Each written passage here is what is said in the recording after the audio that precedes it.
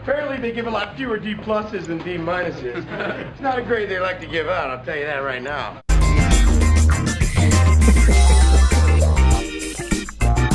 Mr. Callahan, I need your John Hancock on these reports. John Hancock. It's Herbie Hancock. Yay!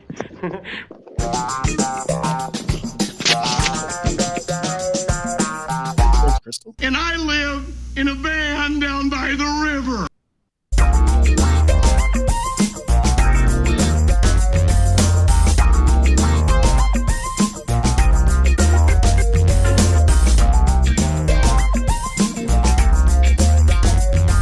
Did you eat a lot of paint chips when you were a kid? Why?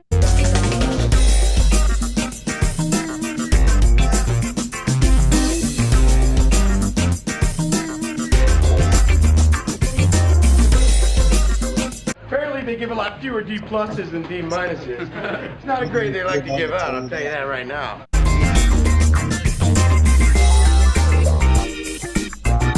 Mr. Callahan, I need your John Hancock on these reports. John Hancock. It's Herbie Herbie Hancock. Hancock. Yeah. Yay.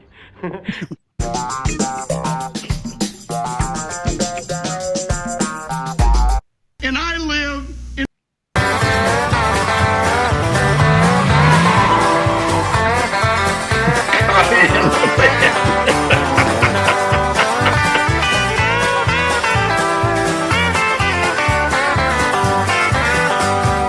Eastbound and down, loaded up and trucking. Are we gonna do what they say can't be done? We've got a long way to go and a short time to get there. I'm eastbound up, watch our bandit run. Old Smokey's got them ears on, he's hot on your trail. He ain't gonna rest till you're in jail. So you got to dodge him, you got to duck him, you gotta keep that diesel trucking. Just put that hammer down and give it hell. Eastbound and down, loaded up and trucking. Are we gonna do what they say can't be done? We've got a long way to go and a short time to get there. I'm eastbound up, watch our bandit run.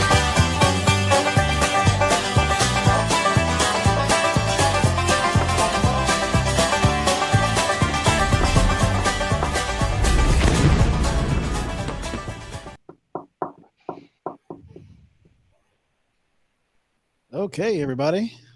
Oh. We're all here. Welcome to Revolver Broadcasting. Revolver. Let's go. Jason, did you get that microphone figured out there, buddy? Nope. Nope. He'll get it figured out at some point. We're happy to have him. He's jumping in with us, both feet here. But anyhow, we got. I'm Joshua Cummins. For those of you who do or don't know, who cares? Anyway, next to me is Alan McFarland. Even though he could have said it, I mean, I guess he'd have got it right. I think. maybe Alan, right? Yes. Okay. Yes, it is. Yes. And then let's see here. What's that fellow with Who are we gonna pick? Who are we gonna pick? the ponytail and the glasses and the gray shirt? Is that Rich? It's Rich. It's definitely No, no more ponytail. I chopped it off. What? Oh, Rich, at least she survived. At least she was only going for the ponytail. No, we lost. Right? He'll be back. You lost. Probably just figuring out that microphone issue. But in the meantime, Sterling Metcalf Allen, thank you for joining us, sir. Yes. Are you ready for this? Yeah. What'd you think about that video, the opener video? Classy. Real classy. Oh, yeah. Big old truck of MAGA. We've got a few more surprises for you guys loaded into the hopper here. But I'm sure that when my dad gets on, we'll watch that Kamala and the Bandit again, just for him. But and of course, get Jason back here so that he can, talk. But next up, we got he's wearing a blue polo. He's a white guy Everybody, no, we got to go. Identity politics, right? We got to say the skin I'm color. white. Wait. I'm white. He's Indian black. He's Italian. I thought I identified as. He likes spaghetti and meatballs. Okay, he's got a guy. He is the guy. Okay, it's not a white guy for Kamala.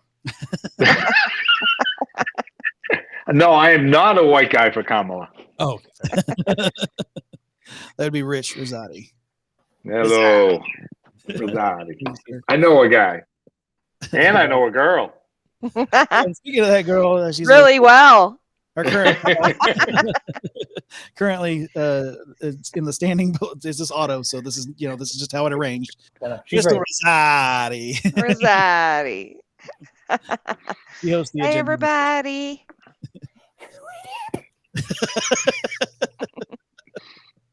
I just woke up, so she woke up like this. You get what you get. You're a liar. I'm not. I had to take a nap because this is going to be late for me. A nap?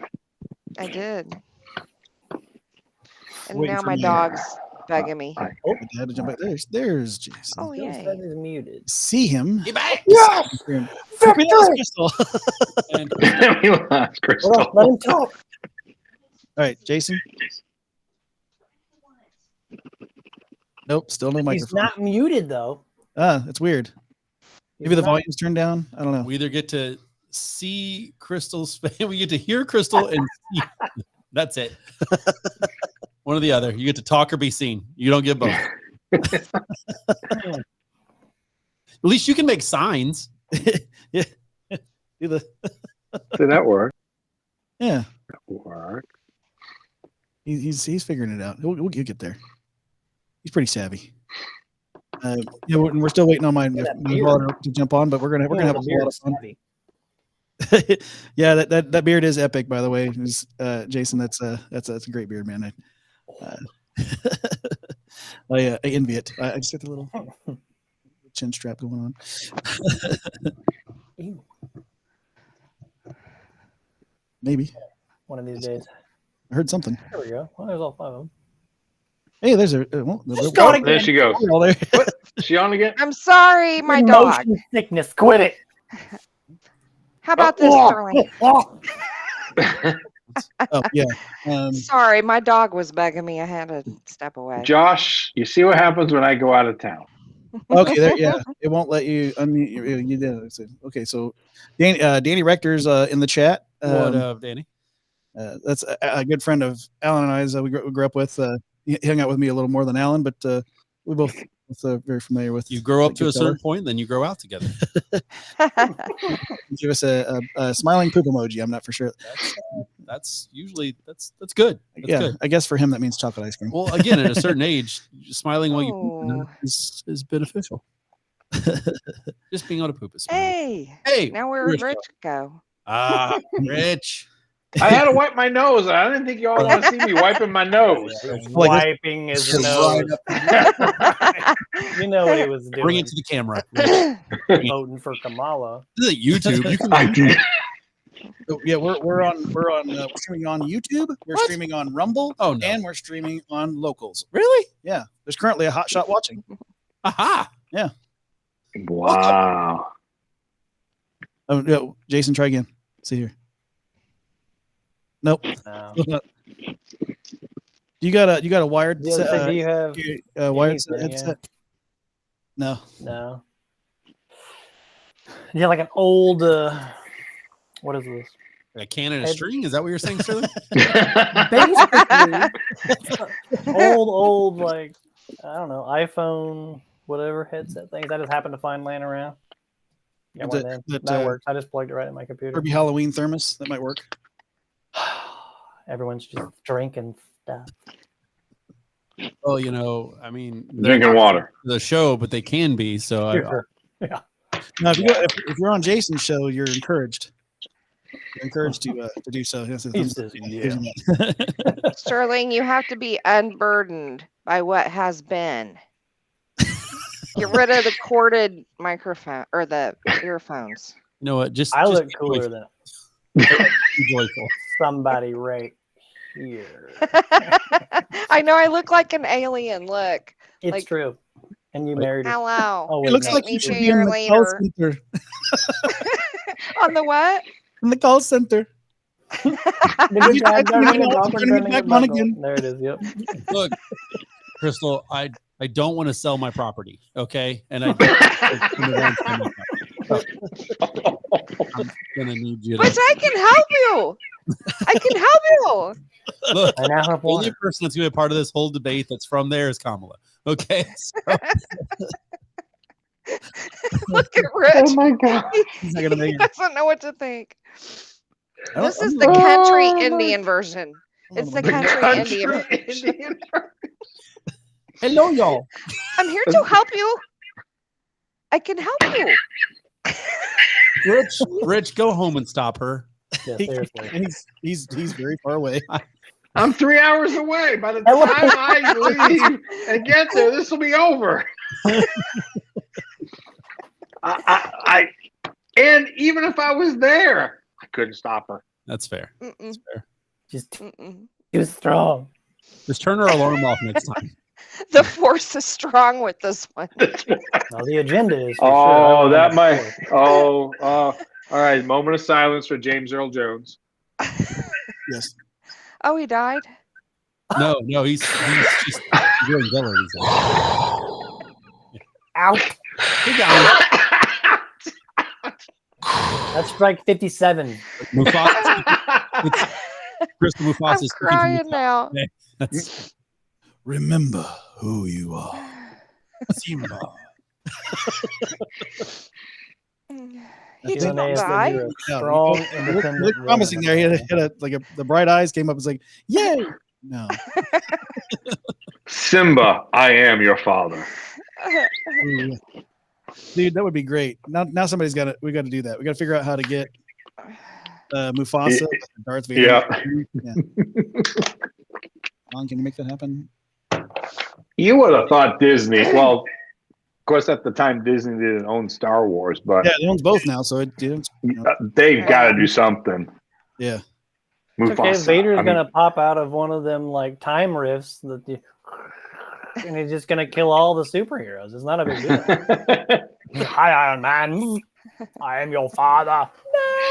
I don't know about Magneto though. It might be. No, it's fine. Yeah, Magneto might That's because he's completely robot, or mostly robot or whatever. It's all Magneto's- aluminum. It's not magnetic. It is that space metal, right? In Fake metal, Josh. It's fake metal. it's It's space. it's fake metal. It's better than Spaceballs. What? No way, dude. No. What?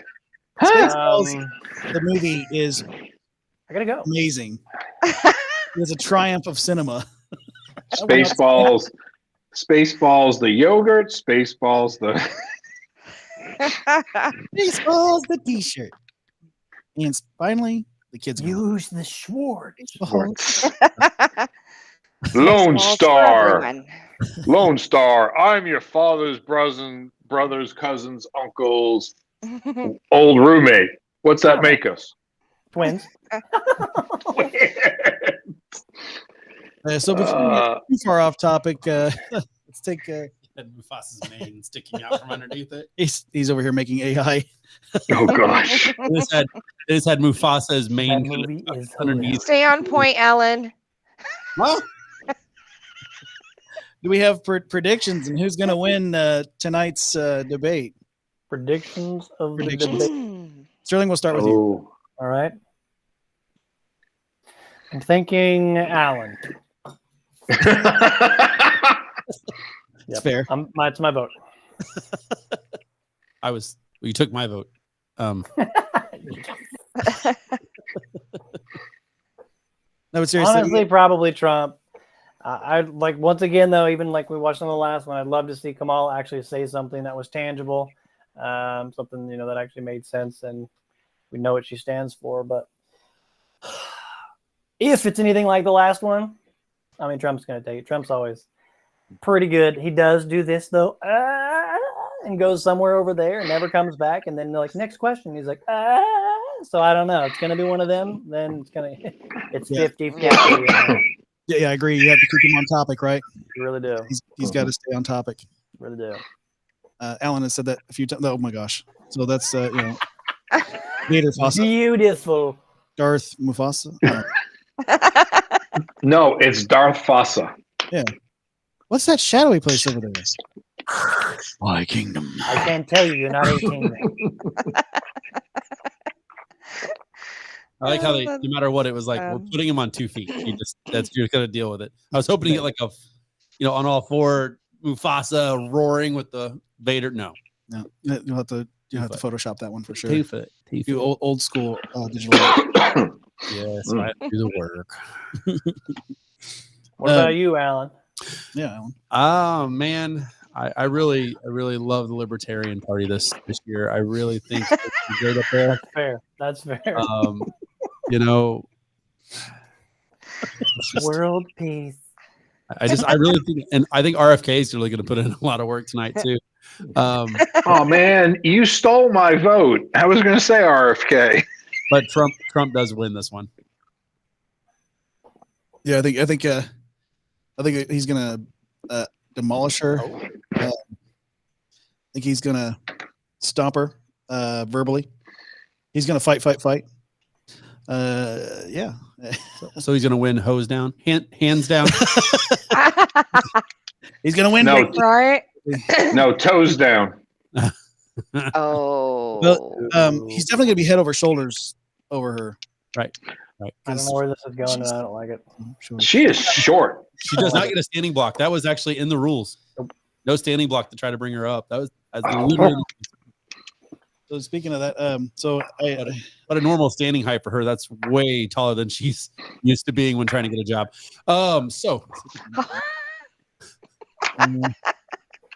Save the children, Alan. Save. Children. Sorry. See if I can get this to come up. I don't have a way to clean that up. I'm sorry, guys. We just know who you are, Alan. It's fine. We know where you stand. We know who you are. It's okay. Oops. There it goes. That is a lot of things.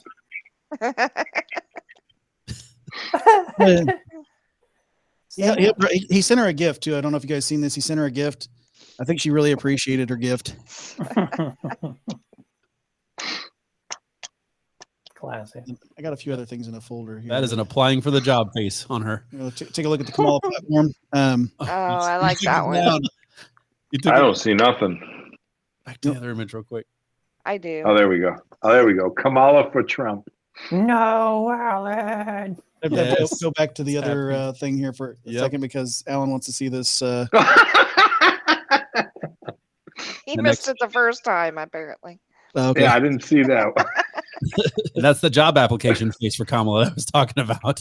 We're gonna make her the best gift she's ever got. Sterling's over about Kamala and that. Oh my gosh. That's it's your stimulus plug right there. Oh no, leave that alone. Dude. Then we got she's gonna show you exactly. My policy's almost ready. That's actually really good. And then, that is really good because she has none. She is her latest poster here she's got coming out. I don't know if you guys can see this or not. By James Mufasa. Jacqueline, come on. That's why James Earl. So say Mufasa. Mufasa. Ooh. Ooh. I just hear that name and I shudder. Mufasa. Yeah. So, and then I don't know if you guys did. You guys hear the story about the Haitians coming up here and overwhelming Ohio and a few other places? So I've listened. Yes, Springfield, Ohio. Yeah, it wasn't. I heard today an update while they were live streaming. It wasn't Springfield. It was somewhere else, and they're saying it wasn't a Haitian immigrant, but they didn't say what it was. Population 58,000 in Springfield, Ohio. 20. That's and they added 20,000 Haitians, so that is confirmed. Yeah, they're grabbing ducks and chopping. That was it. Was Benny Johnson that was. It was supposedly a live update on his show this morning. But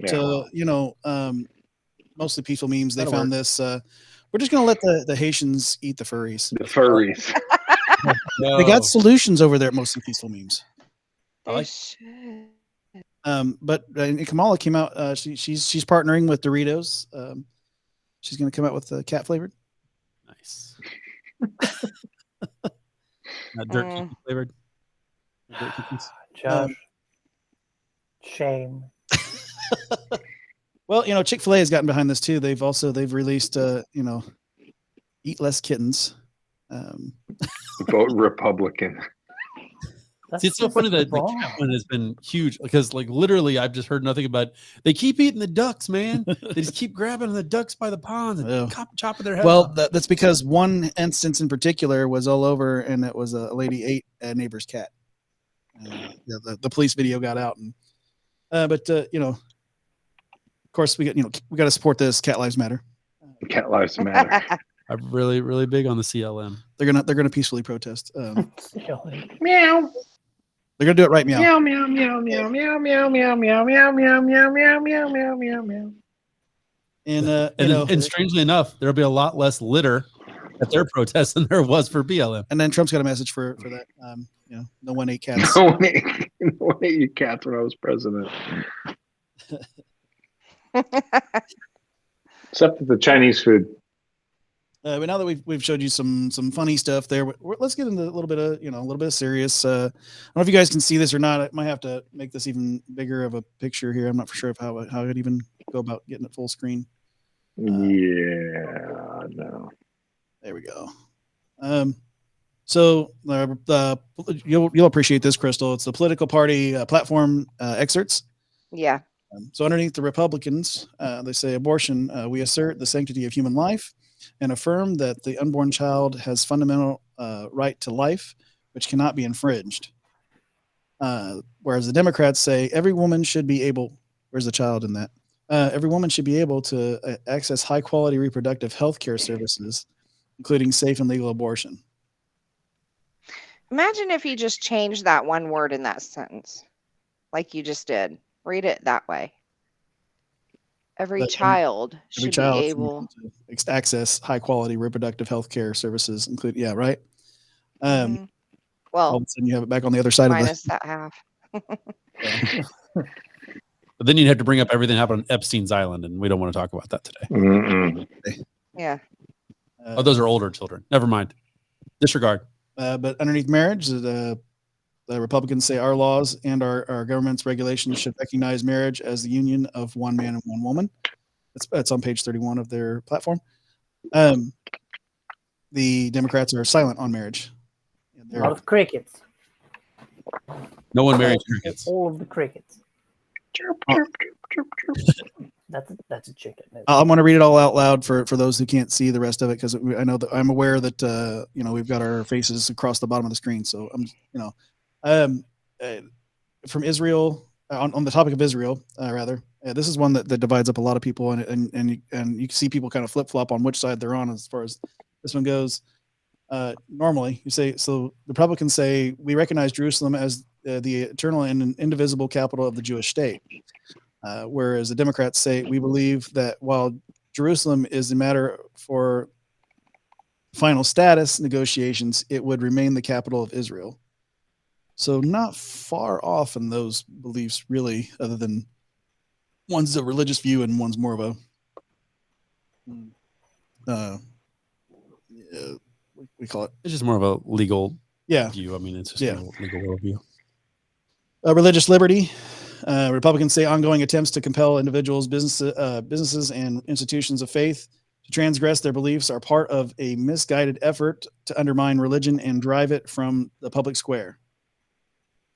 Democrats say Democrats recognize the countless acts of service of our faith communities, as well as the paramount importance of maintaining the separation between church and state and enshrined in our Constitution. They've got that wrong. The separation of church and state. They've completely misrepresented that. Yeah. So we can get into that, on another day. Perhaps I'll make a video myself. Underneath voter identification, the Republicans say we support legislation to require proof of citizenship when registering to vote and secure photo ID when voting. voter identification and for Democrats says we stand against the determined Republican campaign to disenfranchise voters through onerous. What does that say? Oh, I gotta get my spectacles on. Onerous voter ID laws. That's Omnibus. Omnibus. Onerous. One roast. Omnibus. We found a word we don't know. It's onerous. I know that one. No, you don't. You're just acting like you do. Omnibus. I knew how to say it even. All right. There's no M in there. It's just a past It's one rouse. involving an amount of effort and difficulty that is oppressively burdensome. Because what has been unburdened from what has been. So the topic of public restrooms, we got there referring to the Democrats' edict to the states concerning restrooms, locker rooms, and other facilities is at once illegal, dangerous, and ignores privacy issues. We salute the several states which have filed suit against it. Underneath the Democrat platform, it says, we will work to guarantee transgender students access to facilities based on their gender identity. Really? Yeah. Public school sex education. Crystal covered this on her show. It says, and Republicans say student education that sets abstinence until marriage as the responsible and respected standard of behavior.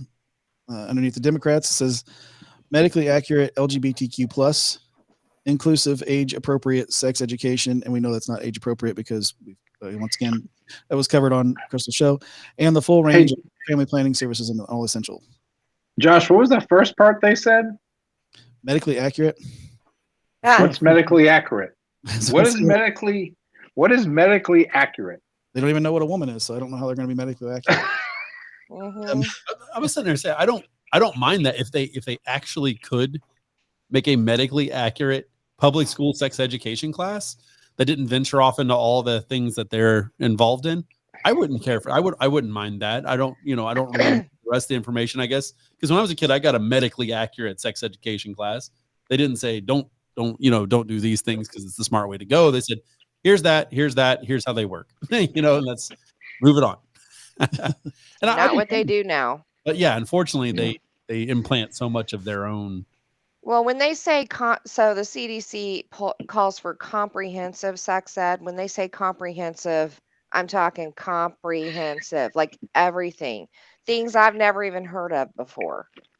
And this is from a friend of mine who used to be a comprehensive sex ed teacher in schools through Planned Parenthood that became a Christian and came out of it.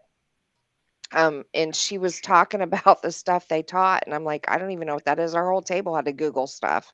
It was like, oh, okay, we don't want to see that. I mean, it is comprehensive. Didn't think you'd go to elementary and learn that kind of stuff, did you? No. Finally, we got, speaking of schools, though, we got school choice. The Republicans say we will continue our fight for school choice, whereas the Democrats say Democrats oppose private school vouchers. So you're not allowed to actually go where you want to go. There's Jason. Did you get it figured out? Let's try it again. I can see that your lips are moving, but still hearing no audio. Try this one. Hey! Nope, still Opa! Yes! All right, nothing. I'll try it again. Welcome, Jason. It's not letting it won't let any of my headsets connect as microphones through this one for some reason. So we'll just go with the computer. Sounds good. Yeah, I'm it in sounds my good. So mobile studio, so I don't have all my fun stuff with me. Knickknacks. All the special knickknacks. How was your day, Jason? Did you have a pretty good day? Long, man. Started about 4 a.m. and I got here about 45 minutes ago. So Well, thanks good for long. being Oh yeah, no, he asked me to be on. I'm like, heck yes, buddy.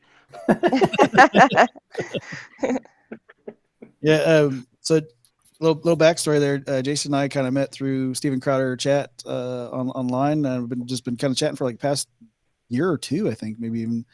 Yeah. And just been kind of it was at some point we were just like, oh, let's just be on each other's shows, and then we're like, yeah, and then it just never happened.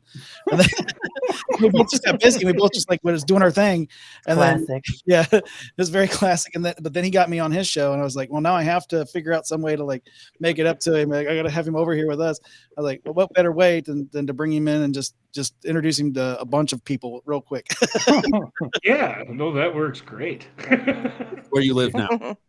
This is where you I live. live in, right here. All right. Yeah, live right here. So anyway, this is Lindy with Revolver Broadcasting. In the basement. This is a hotel room. So now that we can actually hear you speak, where can they find you at, Jason? Where can they find you? What's your ats? I'm not sure if you can see the other part of my screen here, but on Rumble, it's LindyRig87. Pilled.net, it's LindyRig. And on X, it's Lindy_Rig. Nice. Find me there for all my terrible, nasty language talks with people. Alan? What? Alan's familiar with I didn't say anything. language. Alan's looking around. Going, who, me? Not me. Language. Yeah, so Alan, he had his own show for a long time and called The Laughing Libertarian. No, I didn't. It came out of the studio. I And, refuse. and, There it is. You can see it now. yeah, Oh, yeah. plenty of language. So- Yeah, it's showing up now. Hey, what's Pilled? It's another free speech platform. It's actually pretty awesome. And you get day one monetization. It does not matter your followers. Oh. And they are very, very awesome. And they're I don't know if it's the founder, but one of their main go-tos, her name is Maven, and she's very helpful. Oh, Nice. yeah, Maven. Okay, yeah. Yeah. Mm-hmm. Yeah, I get emails from Maven. Okay, that makes sense now. Yep, Pilled. You Pilled put is two awesome. and two together. Yeah. Yeah, it's Another good stuff over social, there. Josh. Josh, why are we not on Pilled? Another social. Josh, you need to get on this pill thing immediately. You need to take the pill, Josh. That's what it is. You take the red pill. That's the whole premise of it. Ah. Yep. I got that connection.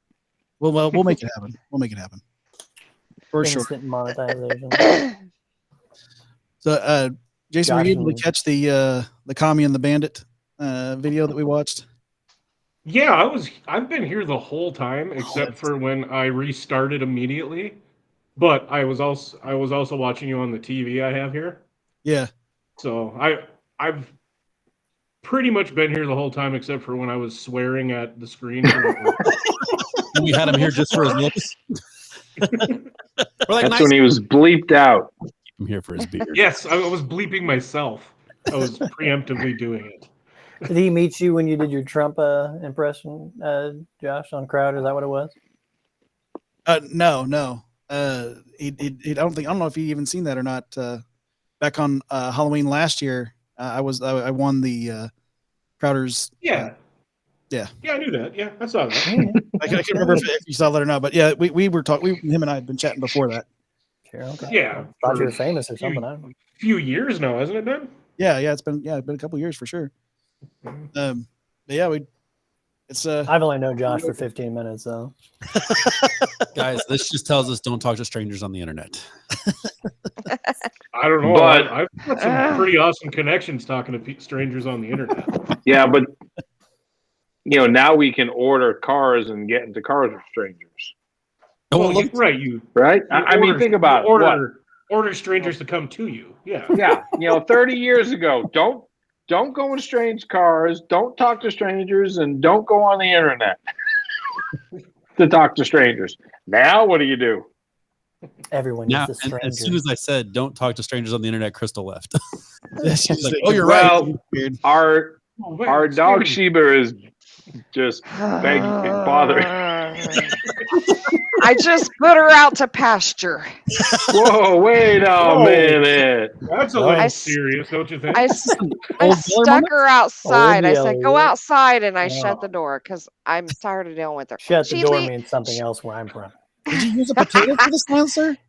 I don't know. She's driving me crazy. Somebody cooking French fries? That's a short drive.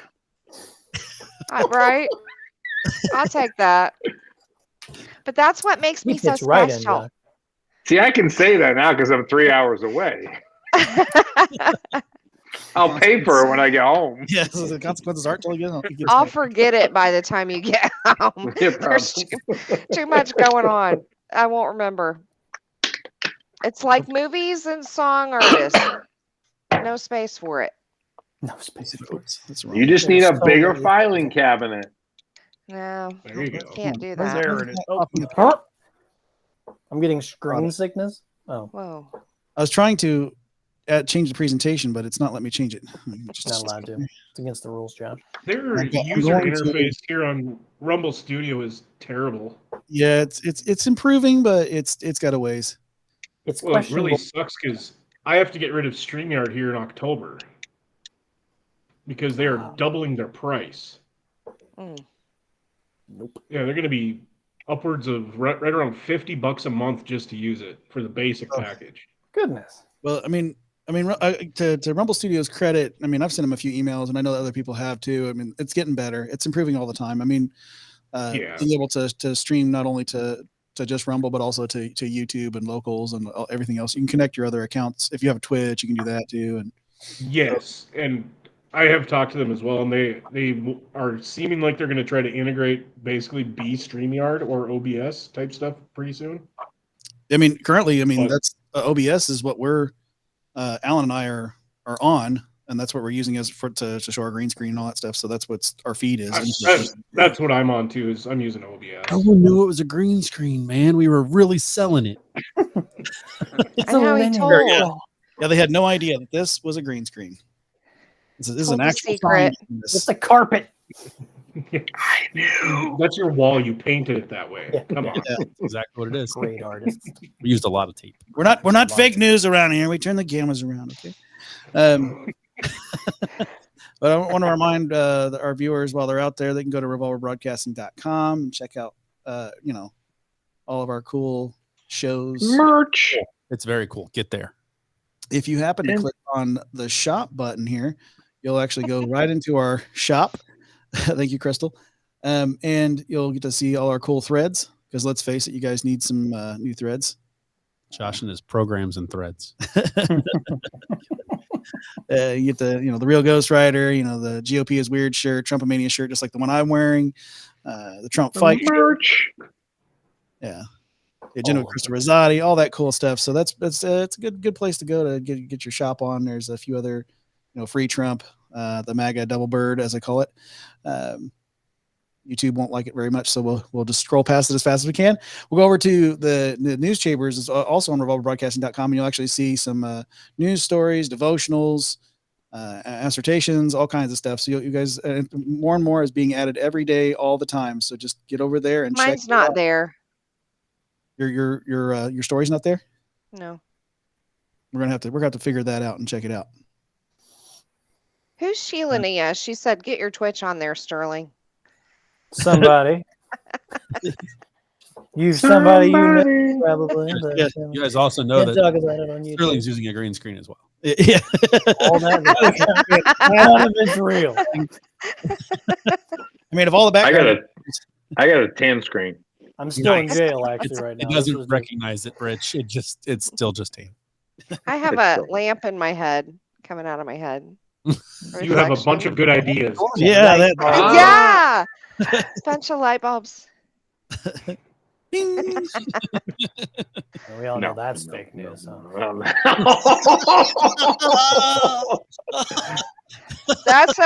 Listen, now you've got about 5 strikes, mister. I'll take it.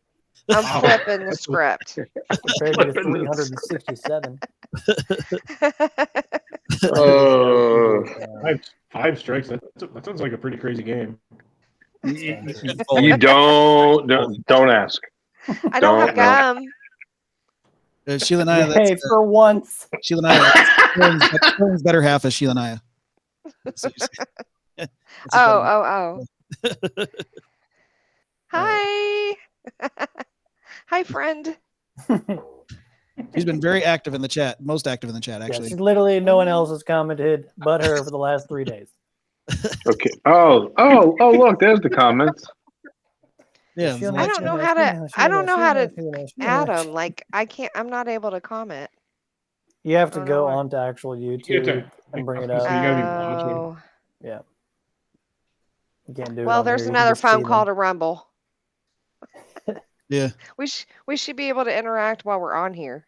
You can. You just talk about it. Stop saying my name wrong, juice. Yeah, not many places can you do that on YouTube solely if you're right through there on their studio. Can you chat right back to them? Yeah. Yeah. I've done it. It's It's a place not too far couple from clicks. here. I can't remember where it's at exactly, but I know it's on here.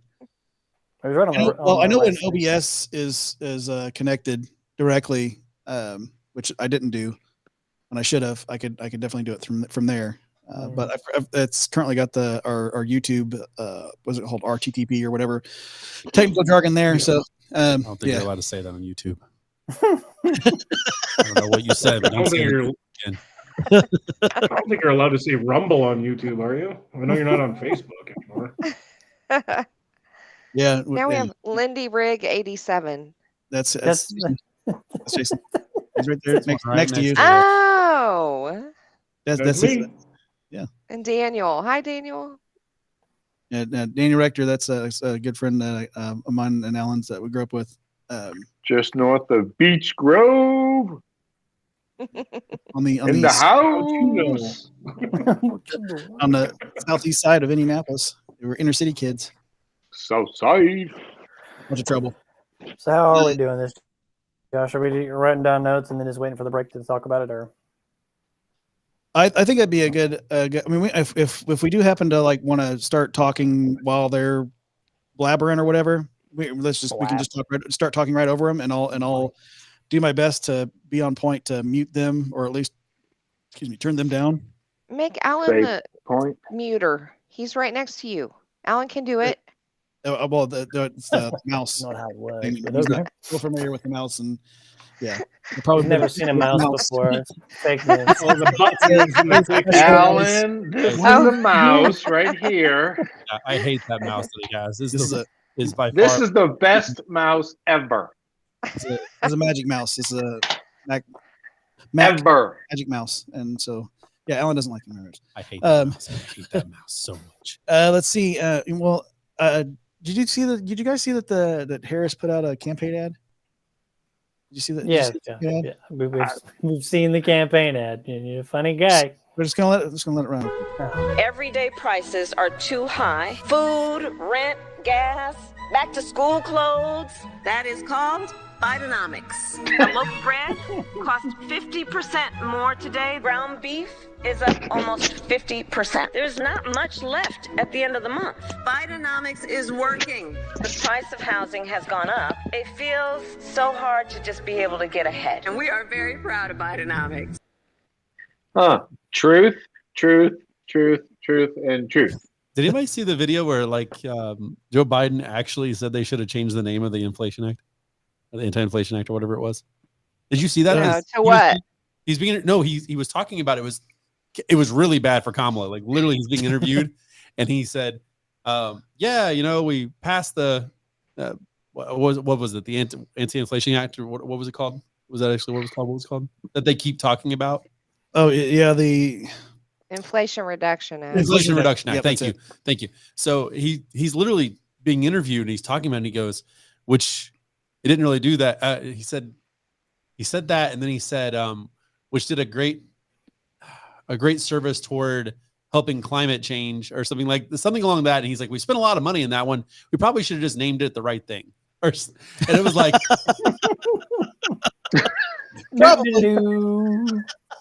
so he admitted that it does nothing but raise prices. And that was, I think it was Friday. He said it in an interview, and I was like, oh wow, Wow, how is that not Get out with there? him. Oh, it's out there. So many more people would have picked that up and been like, it's like he's going against Kamala himself. Liar. Getting her back from 2019 when she called him a racist rapist. Yeah. There's Yeah. that. There's that. I don't know. Did you guys ever see the show Quantum Leap? Yep. Yes. That show, I that- The old version, right? The old. version, right? So I caught a clip from my favorite episode the other day. I think you guys will really enjoy it. I'm just gonna show it to you real quick. I'm retarded?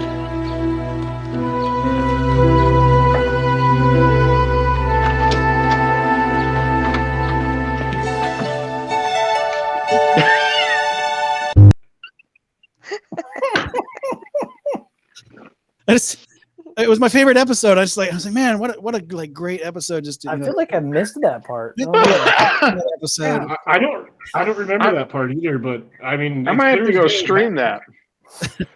Yeah. I have to go check it out now. Well, the lesson he learned was that he was going to be unburdened by what has been. I just can't believe that.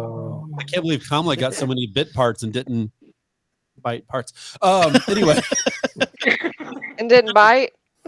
bite parts. Right. Oh. There you go. Oh. All Low blow, Josh. Low A blow. lot of bit parts. From now on, every time I hear well. that, I'm going to think bite parts. Every time. Bike parts? Yeah. Yes, Bite. bike parts. Yeah. That's what it was. Because guess what you do with a bike? You ride it. Anyway, He's like the village bicycle, baby. Everybody's had a ride. I'm just gonna put the water away because if I try drinking, that's just gonna spray. Looks like I'm gonna clean this up. Whatever Alan does. I'm trying so hard. You better go get your broom. I gotta be that good conscience, remember? Somebody's gotta be it. Oh man! 'Cause if you get a shop vac, you've already lost that one. That one's gonna need some Orbit gum after this one.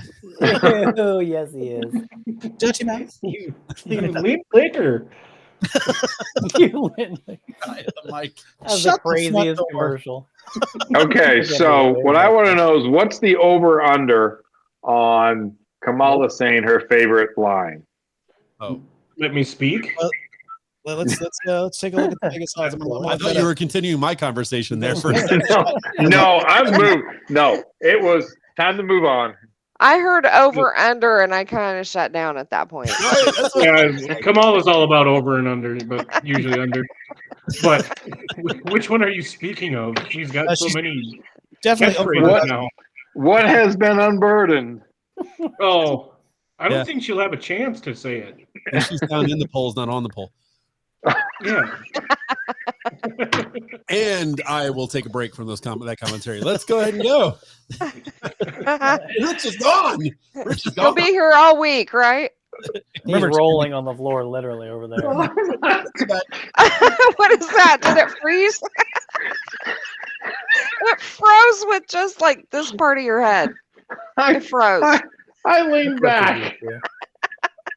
Oh my god! It froze again. And it froze again.